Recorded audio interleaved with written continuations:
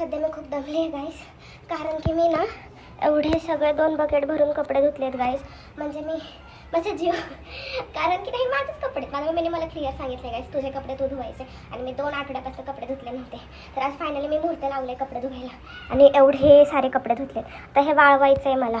Finally 2-2.5 तास कष्ट घेतल्यानंतर माझे कपडे धुवून झाले आणि वाळवून पण झाले. एवढे सगळे मी कपडे धुतले होते आज. म्हणजे की ना किती कष्ट करावं माणसाने छान दिसायसाठी. तारक मेहताशिवाय काही जेवण अधुरच वाटतं. मला कमेंटमध्ये तुम्ही पण सांगा की कोण कोण तारक मेहता बघत बघत जेवण करतं. मला तर बिना तारक मेहताचं जेवण जातच नाही. ते बेस्ट नाही का, बेस्ट कॉम्बो. काय माहिती, मला असं म्हणू वाटतं की माझा काम डे आहे, कारण की आज सकाळी उठल्यापासून मी स्वतः नुसतं कामच करते. सकाळी उठल्या उठल्या सगळं आवरलं, त्याच्यानंतर स्वतःसाठी मी चहा बनवला गाईज. हां, एवढं मोठं काम केलं. त्याच्यानंतर मी एवढे सगळे कपडे धुतले आणि आता थोडंच बसले होते तर लगेच पाणी आलं आणि आता पाणी पण भरलं. मला असं वाटतंय की आज नक्कीच माझा काम डे आहे. म्हणजे नुसतं ना मी कामच करायला लागले आज. आज मला फ्री टाईम भेटतच नाही आहे.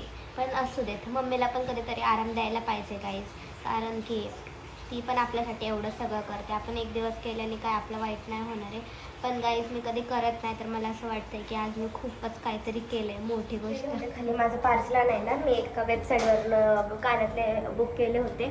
1-1.5 महिना झाला गाईज, ती ऑर्डर आलीच नव्हती. तर आज कसं त्यांना मुहूर्त लागलं काय माहिती, तर त्यांनी ऑर्डर आज माझी डिलेवर केली आहे. आता बघू आपण कशी आले. चांगलं नसेल ना गाईज तर मी रिटर्नच करणार. गाईज हे बघा, एक ओपन केलं मी. ह्याची क्वालिटी पण खूप छान आहे आणि रिटर्न करायचं तर नावच नाही घेणार आहे मी आता, कारण एकदम प्रीमियम क्वालिटीचे सगळे इयरिंग्स आलेत.